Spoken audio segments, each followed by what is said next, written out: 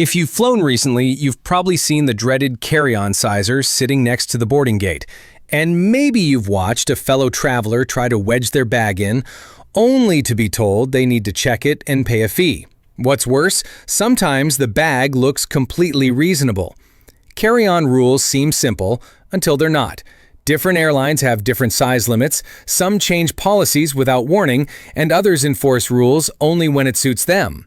For senior travelers who value ease and predictability, these inconsistencies can cause unnecessary stress and unexpected costs. So today, we're pulling back the curtain on what the carry-on rules actually mean, what airlines don't tell you, and the real strategies that smart travelers use to fly without hassle or extra fees. Let's get started. There's no universal carry-on size rule. The biggest myth out there is that there's one standard carry-on size that works across all airlines. The truth is, carry-on dimensions vary from airline to airline, sometimes dramatically. What fits perfectly on Delta or United might be rejected by Spirit or Frontier.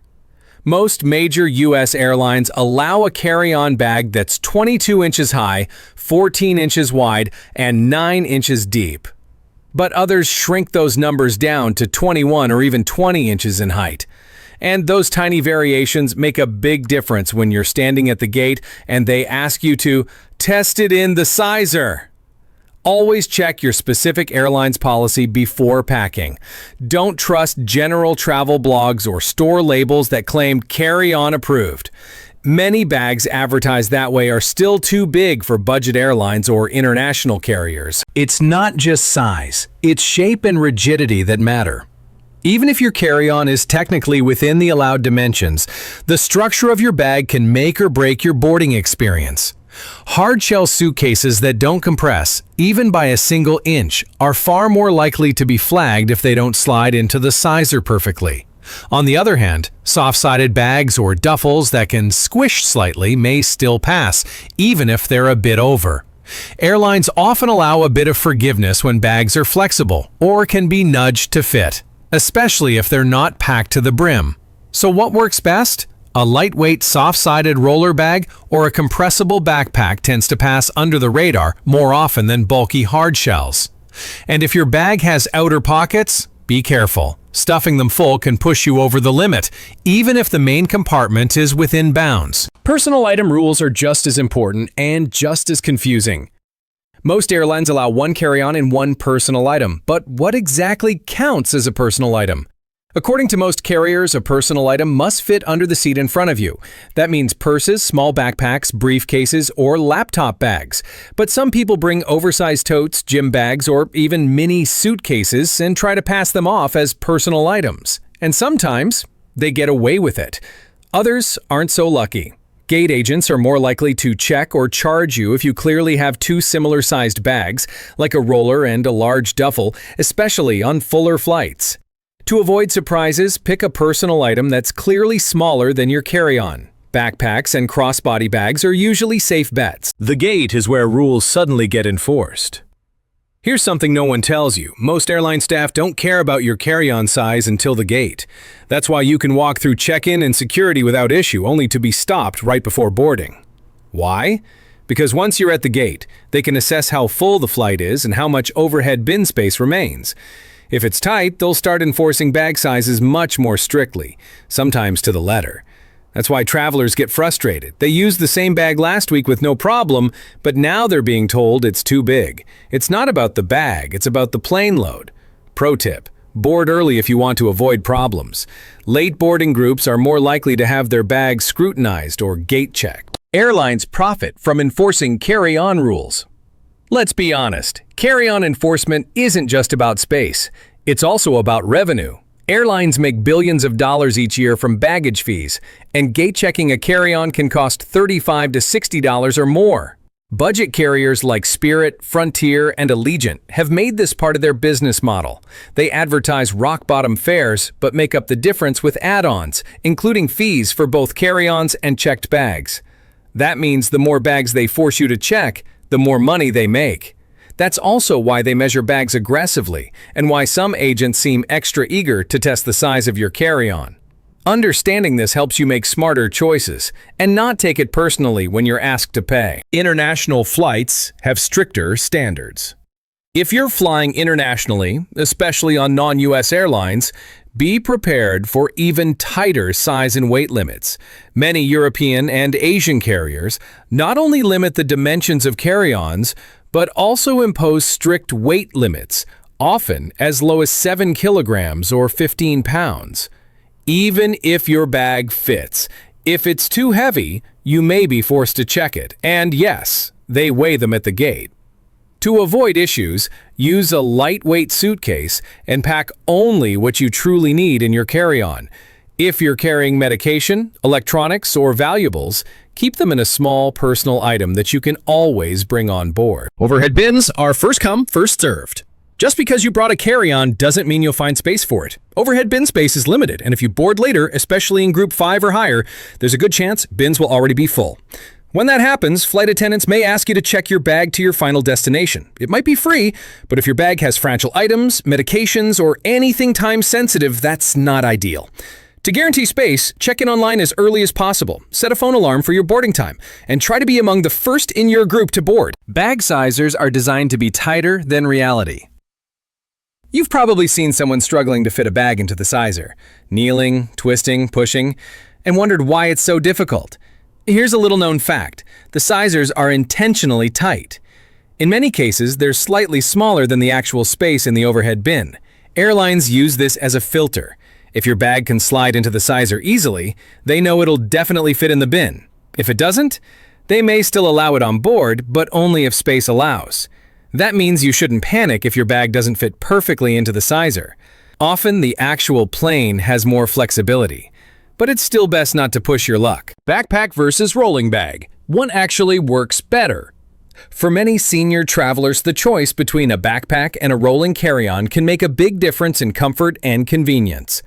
Backpacks are more flexible and often easier to store under the seat, but they put pressure on your back and shoulders, especially when walking long distances. Rolling bags reduce that strain, but can be bulky, harder to lift into overhead bins, and more closely scrutinized at the gate. The best strategy? Use a small, lightweight rolling bag as your carry-on and a backpack or crossbody bag as your personal item. That way you balance convenience, storage, and flexibility, and you stay within the rules. Not all overhead bins are the same size. One of the most surprising realities about air travel is that not all overhead bins are created equal. In fact, the size of the overhead compartments can vary significantly, not just between different airlines, but even between different aircraft within the same airline's fleet. This often becomes a frustrating discovery for travelers who thought they had everything figured out until their approved carry-on no longer fits. Here's what's going on behind the scenes. Large jets, like the Boeing 737 or Airbus A320, tend to have more generous bin space, especially newer models with upgraded cabin designs. These can usually accommodate standard 22-inch roller bags with ease. But when you're flying on a smaller aircraft like a regional jet, a commuter plane, or even a connection between smaller cities, the bins may be shallow, narrower, or even curved at odd angles. Some regional aircraft bins aren't even deep enough for a briefcase, let alone a proper carry-on. This is especially relevant for senior travelers flying on routes with smaller planes, which are common in regional or secondary airports. You might have boarded with that same bag countless times before with no issue, but suddenly you're being told at the gate that it has to be checked, not because your bag changed, but because the plane did. What makes this even trickier is that airlines don't always tell you in advance when you'll be flying on a smaller aircraft. You may book your ticket thinking it's a standard jet, only to find out later that your connection involves a 50-seater with limited overhead storage. Even within the same model of aircraft, bin sizes can differ depending on cabin layout or whether the plane has been retrofitted. So, what can you do? First, check your aircraft type when booking. Most booking sites or airline confirmations list the exact plane model. Look for something like Embraer 175 or CRJ 700. Then cross-reference it with a site like Seat Guru to see if the overhead bins are small or unusually shaped. If you know you'll be on a tight bin aircraft, plan to pack your essentials in a smaller personal item that will stay with you no matter what.